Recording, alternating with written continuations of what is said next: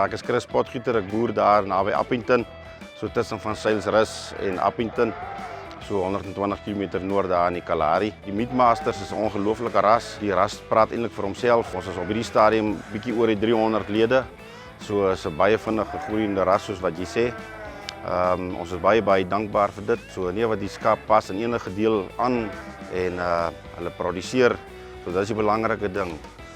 Die Meatmaster produseer lammers en hulle doen goed in die vleisbedryf. So ons is baie dankbaar. Ek glo in die volgende klompie jare, ek glo sal ons dit kan handhaaf. Ons het die laaste 3 dae het ons veiling gehad. Ons het expo gehad. Ons het 'n klomp wonderlike skape wat uitgestal is. Weer eens 'n bewys van hoe dit gaan in ons Meatmaster bedryf. Die mense neem deel, hulle is entoesiasties. Hulle boer lekker met die skape. Wat die ramveiling aan betref, ons het dit bietjie 'n nuwigheid geprobeer, bietjie 'n ramveiling in die aand gehou en ons het 'n ooiveiling die volgende dag gehou. Die ramveiling het baie goed gedoen, dink ek. Die kwaliteit van die diere was goed geweest. Al die diere is verkoop.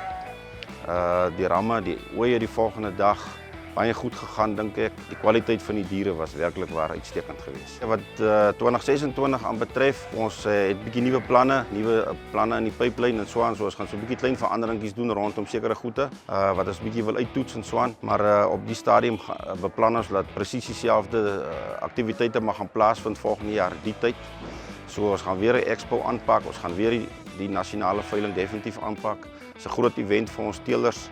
En ons is dankbaar vir elke teeler wat met hulle diere kom na hierdie event toe. Dit maak dit 'n groot sukses.